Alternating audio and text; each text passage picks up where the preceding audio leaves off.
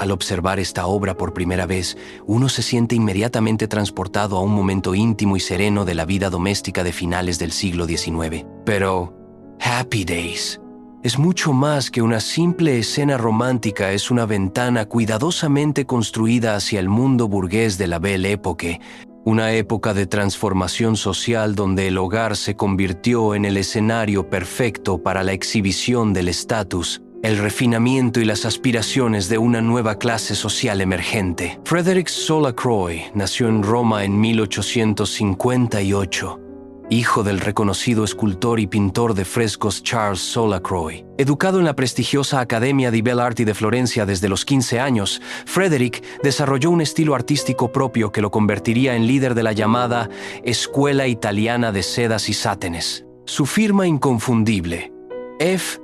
Soulacroix, generalmente en rojo, distinguía su obra de la de su padre, quien firmaba como C. o Charles Soulacroix. Frédéric se especializó en pintar escenas de género románticas con trajes de época del siglo XVIII o principios del XIX, reviviendo la elegancia y el lujo del pasado a través de cuadros idealizados de una época cuando el ocio y el romance estaban en primer plano de la vida cotidiana. Su intención no era simplemente documentar la moda, sino crear una fantasía nostálgica que resonara con las aspiraciones de sus clientes burgueses. En Happy Days, Soulacroix nos presenta un interior suntuoso que funciona como un catálogo visual del gusto burgués de la época. Cada elemento ha sido cuidadosamente dispuesto para crear lo que los interiores burgueses del siglo XIX pretendían lograr: un espacio que funcionara como una naturaleza muerta, con curiosidades y objetos preciosos acumulados en cierto orden. Como dentro de un cuadro, la alfombra oriental con sus borlas y motivos geométricos no es meramente decorativa, representa el gusto de la época por el exotismo y el japonismo, la influencia de las artes decorativas orientales que floreció durante el reinado de Napoleón III y la Belle Époque. Este elemento conecta la escena doméstica con el mundo exterior de comercio e imperialismo que había hecho posible tal lujo. Los tapices que adornan las paredes muestran el eclecticismo característico de las artes decorativas del período de Napoleón III y la Belle Époque posterior, incorporando aspectos de una variedad de estilos históricos y materiales, fusionados en algo nuevo mediante métodos novedosos y, quizás más importante, por un gusto recién descubierto por las mezclas de modas pasadas. Los vestidos de las figuras revelan capas profundas de significado social y cultural. La mujer lleva lo que parece ser un vestido de estilo imperio, caracterizado por un corpiño ajustado que termina justo debajo del busto, dando una apariencia de cintura alta y una falda larga y holgada que roza el cuerpo. Este estilo, que se remonta al final del siglo XVIII, fue muy a menudo usado en blanco para denotar un alto estatus social. Solo las mujeres que pertenecían sólidamente a lo que en Inglaterra se conocía como las clases distinguidas podían permitirse usar las prendas pálidas y fácilmente manchables de la época. La elección de representar figuras en trajes del período imperio no es casual.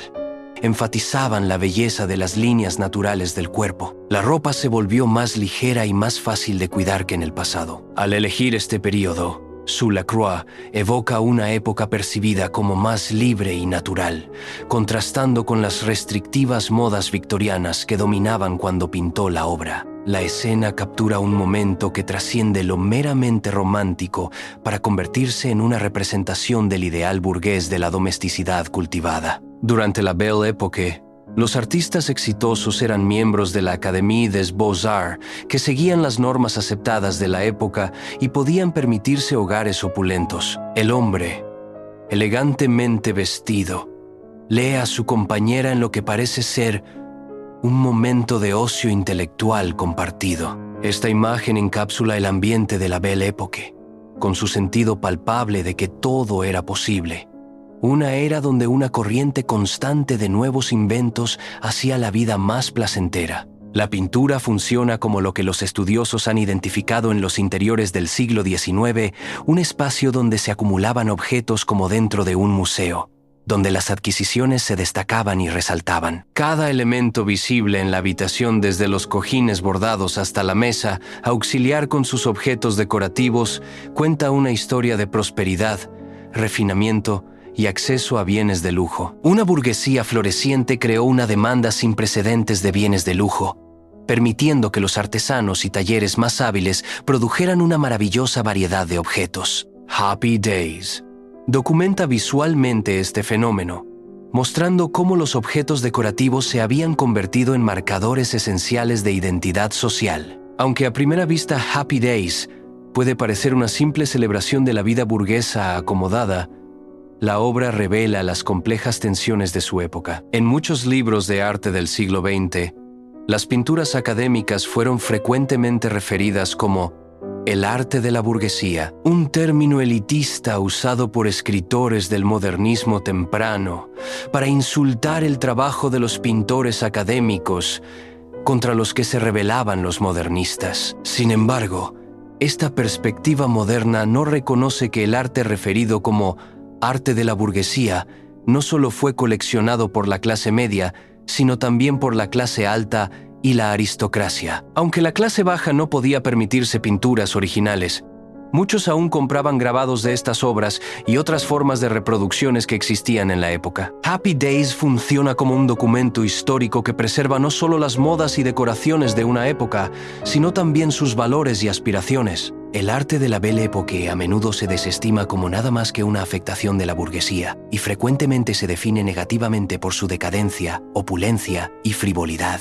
Pero tal simplificación ignora la complejidad cultural de la obra. La pintura captura el momento histórico cuando los desarrollos continuos y tremendos cambios en la sociedad moderna se reflejaron en la diversidad estilística y creatividad en las artes visuales. Representa no solo un estilo de vida aspiracional, sino también las ansiedades y contradicciones de una sociedad en transición. Al final, Happy Days trasciende su contexto histórico específico para hablar a deseos humanos universales, la búsqueda de belleza, comodidad, amor y armonía doméstica. Delacroix no solo documentó un momento en el tiempo, creó una fantasía duradera que continúa seduciendo a los espectadores más de un siglo después. La obra nos recuerda que incluso en las representaciones más idealizadas de la vida doméstica, podemos leer las complejas narrativas sociales, económicas y culturales de una época. Happy Days no es simplemente sobre días felices. Es sobre el derecho burgués a perseguir la felicidad a través de la belleza material y la refinada cultura doméstica. En esta pintura, Delacroix logró lo que los mejores artistas de género aspiran a conseguir: transformar lo cotidiano en algo eterno, lo particular en universal y lo temporal en intemporal. Es, en última instancia, tanto un retrato de una época como una meditación sobre la naturaleza perdurable del anhelo humano por la belleza y la armonía.